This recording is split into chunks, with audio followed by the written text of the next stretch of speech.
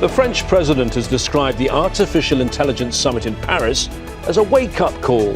He's urging Europe to get more competitive in a field dominated by the US and China. So is this the beginning of a golden age of innovation or a technology war of a new kind? This is Inside Story.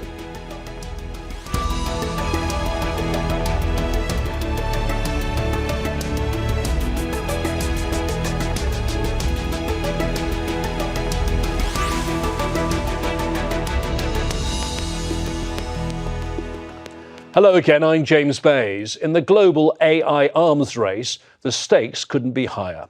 The Paris summit has drawn nearly 100 world leaders and representatives of tech firms with the consensus that 2025 is not the year for new AI regulations. France says it's time to simplify the rules in Europe to allow advances or risks being left behind. In January, the Chinese startup DeepSeek disrupted Wall Street and Silicon Valley. Stocks plunged when it launched a cheaper and more efficient chat model to rival American competitors such as ChatGPT. So who's winning the AI war, or are the battle lines just being drawn? We'll get to our guests in a moment. First, this report from Joel Evans.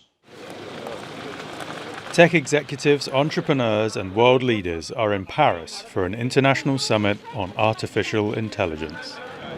It aims to lay the groundwork for governing the rapidly advancing technology, which has almost limitless power. We are still in the early days, yet I already believe AI will be the most profound shift of our lifetimes. Competition is fierce, and global powers are racing to play leading roles. US President Donald Trump has unveiled a $500 billion AI infrastructure plan, while Elon Musk has made a bid to buy OpenAI. Take over, Elon, just take over. An offer that was declined. French President Emmanuel Macron has called for the removal of red tape and announced a $100 billion investment in the industry. And just last month, as tech executives attended Donald Trump's inauguration, a Chinese startup released a new version of its AI chat model. Its results exceeded that of US rivals, delivering them at a fraction of the cost and processing power.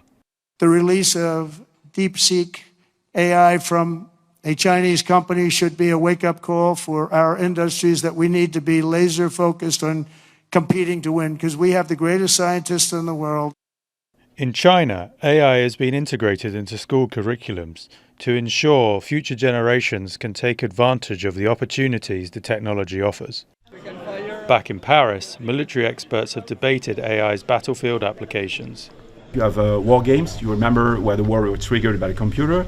You have all the Terminator series, where the computers set up a war, a nuclear war. So yes, it could happen. As AI is unleashed on the world, many are demanding regulations. Others want assurances the technology will be used to solve bigger problems, such as climate change. Joel Evans, Al Jazeera, for Inside Story.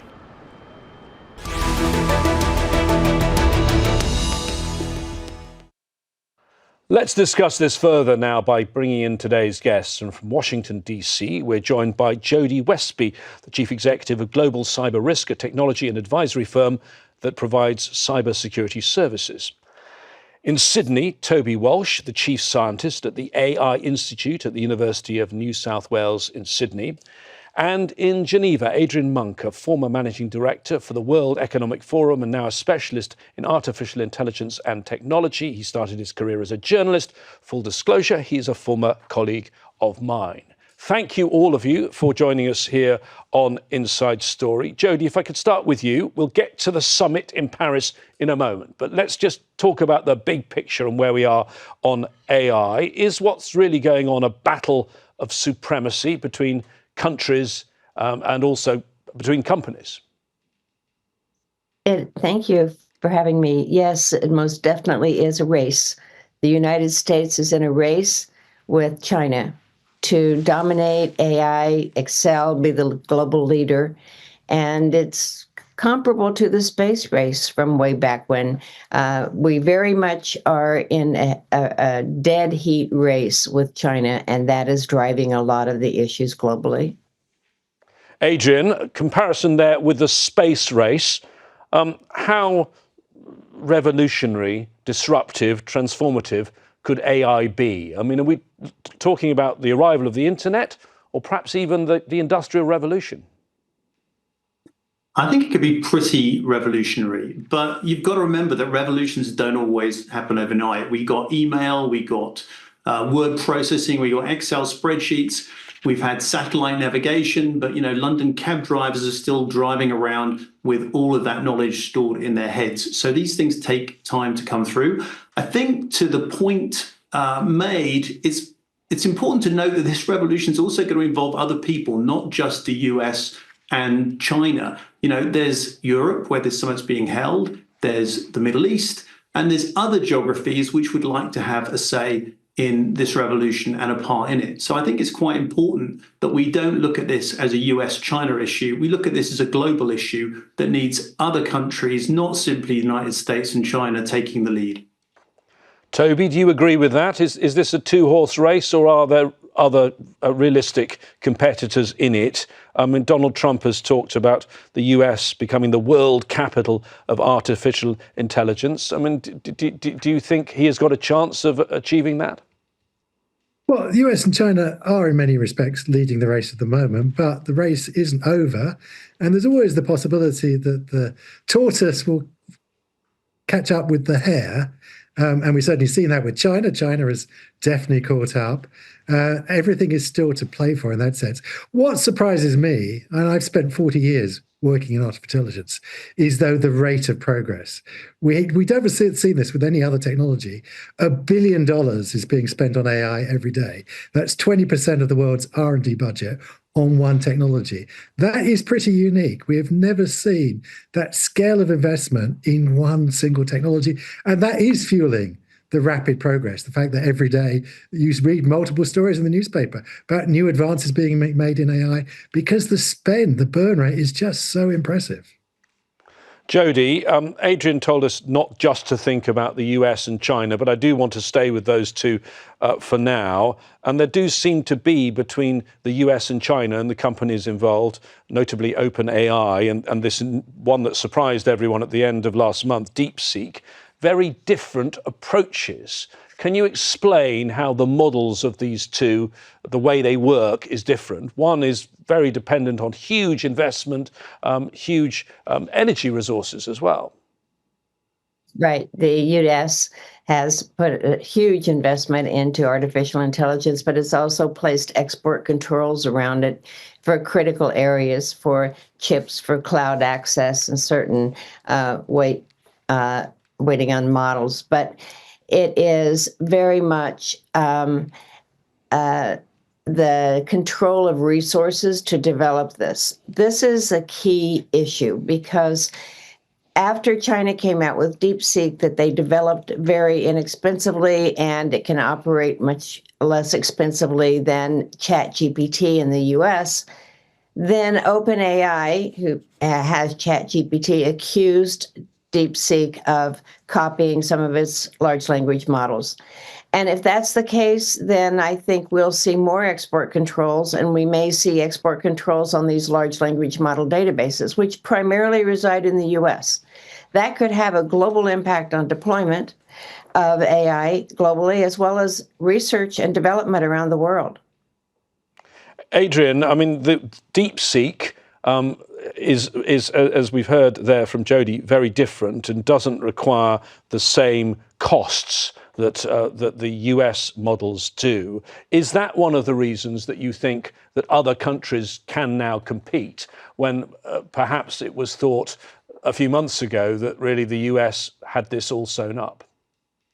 Yeah, I think we're at a very interesting moment in the technology development. As Toby said, this is a place where all of the world's investment chips are being put down right now.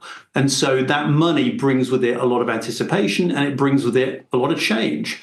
But one of the changes it brings with it is innovation. And if you look at, for example, the automobile industry in the 1950s and 60s, US cars were very different from European cars. They were designed around a gas culture where gas was cheap, and you could have huge Cadillacs, wonderful looking vehicles that kind of stormed through American highways.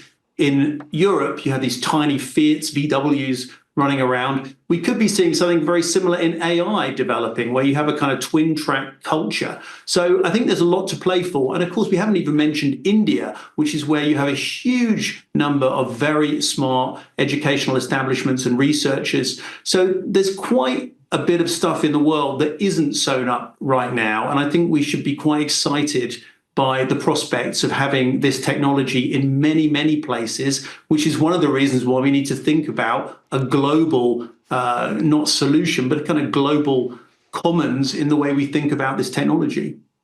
And India, of course, with France, one of the co-hosts of the summit that's been taking place in Paris, Toby. Before I get to the summit, there's another bit of AI news, which is quite significant.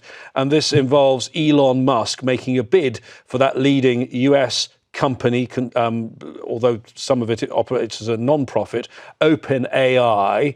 And it's exposed what I think many in the industry knew, the big bad blood between Elon Musk and Sam Altman, the head of OpenAI. Given the enormity of what's at stake, we've had these two rowing and sharing spats on social media. Doesn't it all seem a bit petty? It does, but there's nothing stopping billionaires from being petty. As you say, there's very bad blood between Sam Altman and Elon Musk. They're playing out. I don't think Elon Musk was really seriously trying to buy OpenAI. I think actually it was a three-dimensional chess game that he's playing. He's actually got a lawsuit against OpenAI to try and get OpenAI to be open and not for profit as it was intended when he was one of the founders. And this was a way of valuing OpenAI so that it couldn't just be transited into a for profit. Okay, Jody, let's go to Paris. And talk about the summit itself. 1,500 guests in the French capital, in the magnificent Grand Palais in the centre of Paris. What does a summit like this achieve? What could it possibly achieve? Well, the summit in Paris is supposed to achieve an agreement to deregulate on AI, provide a smoother, easier business environment in Europe for the development of artificial intelligence technologies. And so this is going to be and it is the talk there, but I think it's going to be very difficult to achieve. I think there'll be a lot of talk and very little walk, because the European Union has already enacted the most comprehensive, broad, overarching law on the use and deployment of artificial intelligence of any area in the world. And so it's going to be hard to unravel that. It's been adopted, and some parts of it have already gone into effect.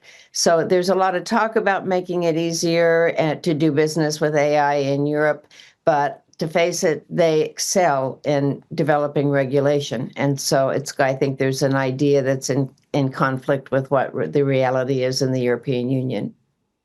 Adrian, I looked up the 5 main themes: public interest AI, future of work, innovation and culture, trust in AI, and global AI governance. Now, if you go back to 2023, the first one of these international AI summits, it was held in the UK in Bletchley Park. I remember at the time, people were briefing on the idea that we needed to have proper international oversight over AI. The suggestion was perhaps you use the model of nuclear power, where you have the International Atomic Energy Agency, or the IAEA, and perhaps you have a IAIA. That sort of thing seems now completely dead in the water, doesn't it? I think it is, and I think it's a fact that's down to the alarmism that a number of folks who weren't actually very close to some of the technological kind of frontiers were spreading about the technology. But I mean, one of the things you mentioned there on the themes that is not on the agenda and really ought to be is economic growth.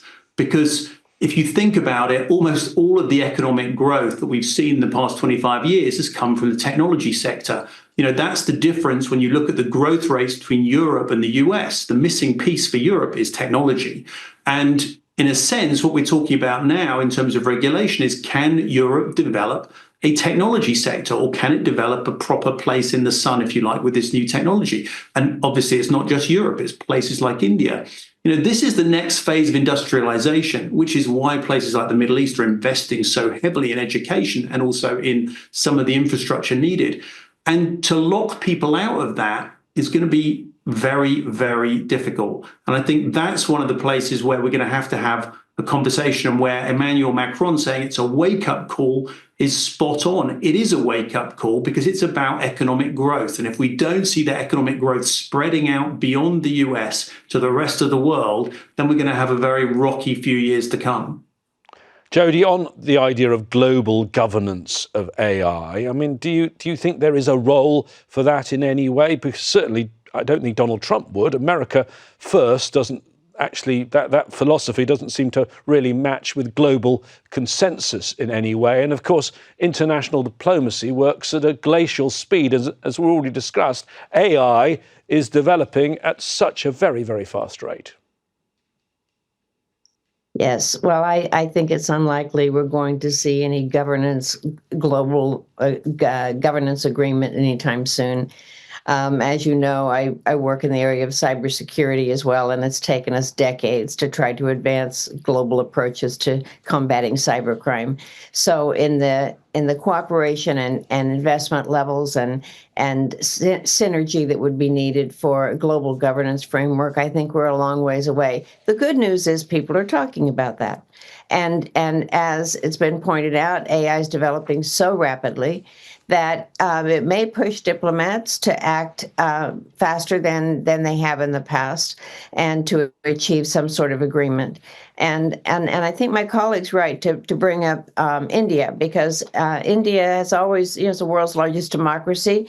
It's always been a pool of very rich talent. And so we'll see what happens. But the global governance is a topic that will remain on the stage. I just don't think it will be achieved in the near term. Toby, Macron, when he spoke, seems to accept that red tape needs to be cut. But Europe's already put lots of red tape in place. And it's interesting, the example that he gave when he talked about becoming competitive. He says, we'll simplify. The example he gave, maybe I'm being a little unfair, but was the painstaking rebuilding of an 860-year-old Gothic cathedral, Notre Dame. I mean, is that a good example of how to turbocharge AI? Well, I mean, to give the French credit, they have done a marvelous job at rebuilding Notre Dame after that. Rebuilding something. This is from scratch, though. Sorry? Rebuilding something. AI is being invented as we speak. It's not being rebuilt. Indeed. And, the tone was very much set on the first day of Trump's second term of president.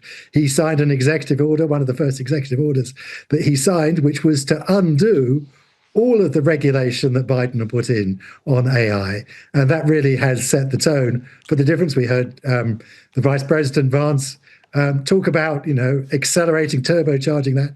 That's what we can expect, I suspect, from the US moving forwards. And the EU, yes, definitely has the very first regulations. It's hard to see them undoing that very quickly. So it really has put the cat amongst the pigeons. How is Europe going to keep ahead, partake in this race when they are, regulating AI much more so than almost anywhere else? Adrian, you're there in Europe, in Geneva, but not in the EU. Do you think the EU was wrong to have gone so fast into regulation of AI, the EU AI Act? Certainly Meta, which is the owner of Facebook, Instagram and WhatsApp, their chief global affairs officer, Joel Kaplan, has said their rules are now unworkable and it's pushing Europe to the sidelines. I think you have to look at two different strategies when it comes to Europe. On the first place, they have to protect the marketplace they have. On the second point, they have to build their own capacity. And they haven't been very good at the second one. They've been very good at the first. And the first one has gotten in the way of some of those big technology companies. And actually, that might not be a bad thing. As we've seen, for example, Facebook's Meta is laying off thousands of employees today, but not in Europe, because actually Europe has protections in place for those employees. So there is something to be said for having laws and regulations and protections for people. But I think if you look at what Europe's doing to build capacity, you have to look at things like Le Chat, which is Mistral's effort to build a chatbot. Just been using that this afternoon. And that's quite an interesting new development in the world of LLMs. It's also got a major announcement regarding a data center coming up in places like Grenoble that will be powered by French nuclear power. So it has got things going for it. What it struggles with is the fact that this is a French summit in Europe, and Europe is a single market of 20 plus countries that all need to be acting together in concert to develop this new technology. And that's what we don't see in Europe right now. And that's where Europe needs to get its act together. Jody, does Europe not have some legitimate concerns? Macron, for example, was playing the green card, saying that Donald Trump keeps talking drill, baby, drill. It's plug, baby, plug, he says. Nuclear power is available in France, and they're not going to have the same damaging effect on the environment. Well, the environment is the environment, and that topic's also going to stay on the table for quite a while. But I think when we're absolutely talking about the key points here. The U.S. is going to continue to push for an open, unregulated environment. Elon Musk loves that and hates regulation. Trump the same. I think we'll see a lot less regulation, but the export controls were not waived by Trump. Biden's export controls with AI have remained in place. They may have been reviewed, but they've remained in place. So I think we're looking at a situation where Europe is talking, and it sees what it needs to do. I think the reality is it's going to be hard to do it. My colleague mentioned the labor leaders there in Europe. They have some of the toughest labor laws in the world. It will be hard to have a dynamic environment. Europe also doesn't have the risk funding, the venture capital funding that are willing to risk money like the U.S. does. All of those factors are very important for driving innovation. So this will stay on the table. Environment will stay there. But the U.S., I think you're going to see, is going to clear a lot of that out of the way very rapidly. And the investment is huge. So I think you're going to see some significant advancements just because of the effort being put into it. Toby, are there some dangers in getting rid of all the red tape, means getting rid of all the guardrails? I'll give you one obvious example that everyone raises, which is the military sphere of things, autonomous weapons, robot wars. Maybe I'm venturing into the realms of sci-fi, but an AI that may one day decide it doesn't want to serve humans and perhaps wonders why we need humans anymore. I mean, are there legitimate concerns there, or is this just scaremongering? There are very legitimate concerns. Indeed, I've spoken at the United Nations half a dozen times on these very concerns. And you only have to see video coming back from Ukraine and other conflict zones around the world to see how artificial intelligence, autonomous drones, decision support systems in Israel are transforming the way that we go about war. And that is not without consequences. And we do have to worry that it may make warfare a more terrible thing. And how we regulate that is going to be very important. So yes, there are real concerns to be had. It's the problem, though. AI is a dual-use technology. It can be used for positive ends, and the very same technologies be used for negative ends. How do we ensure that we get the good, we get the growth, we get the economic benefits of artificial intelligence? We spread those benefits around, and we minimize the risks. How do you, Adrian, push it to the areas, nudge it to the areas that are doing good for mankind? For example, medical research, curing cancer potentially. I mean, I think that research is going on right now. I mean, the university I work with has a leading role in that field precisely because it wants to apply those kinds of technologies to really cutting edge issues. I mean, it's trying to solve the problem of biology using artificial intelligence, building on models that can actually interrogate proteins, mRNA, to get to the extent that you can actually have a kind of biology model that will work to solve a lot of the issues that medicine, pharmacology, and other kind of disciplines have really struggled with. So this is very exciting. And these are the kind of things which really will deliver the kind of revolutionary change that people imagine AI to bring into people's lives. But I also think, to Toby's point, that, look at the military use, well, look at the diplomatic use. Look at the way you can use AI to come up with win-win solutions, that you can come up with complicated negotiations that can actually deliver good results for numerous parties in ways that previously game theory would never have allowed us to kind of even contemplate. So all of these technologies have the possibility to be used for very good ends and very important ends, not just for the kind of nightmare scenarios of science fiction writers. Jody, I mean, as we said, India was one of the co-hosts of the Paris summit, and one of the things that the Indians wanted was a specific focus on the needs of the global south. And I think there's a concern here that in the past with new technologies, that it hasn't helped the poorest and neediest on the planet. Is that a concern? It won't be in the U.S.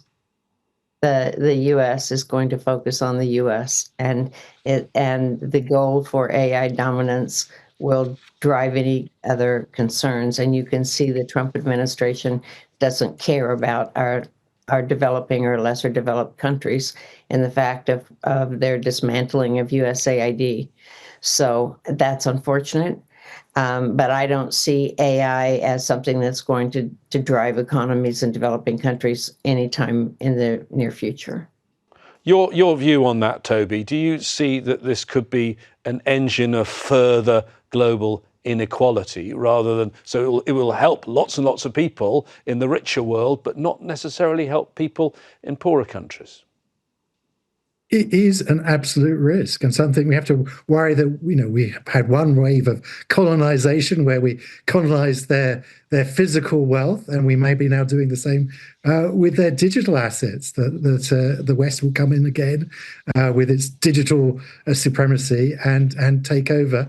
And those economies in the global south will be left further behind, and that will again amplify the tensions that we see within the world. So it is in our own interest to ensure that everyone benefits from this technology.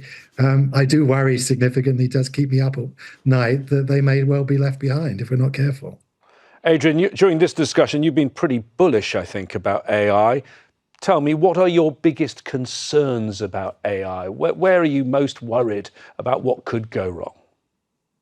Well, I just wanted to pick up on the point, if I could, about the global south and the concern that you would have, if you like, a lot of people left behind. I actually think what we could see is places like Uganda, places like Kenya, where you've got emerging technology hubs, actually using very cheap AI technology to actually catch up or even leap ahead. And I think that's one of the things where we really need to, take the gloves off and take our blinkers off about AI and not think of it in these apocalyptic terms as something that's going to absolutely destroy economies and destroy lives. It's got the potential to lift a lot of people up if we let it, and if we let it help us. Thank you very much indeed to all three of you. Our guests today were Jody Westby, Toby Walsh and Adrian Monck. Remember, this programme comes to you every day of the year on television, on our phone app, as a podcast, and it's on our website, aljazeera.com. We want to hear from you. Use our Facebook page. That's facebook.com/AJ Inside Story, or find us on X, where we are at AJ Inside Story. From me, James Bays, and the team here in Doha, please stay safe and well. Bye-bye for now.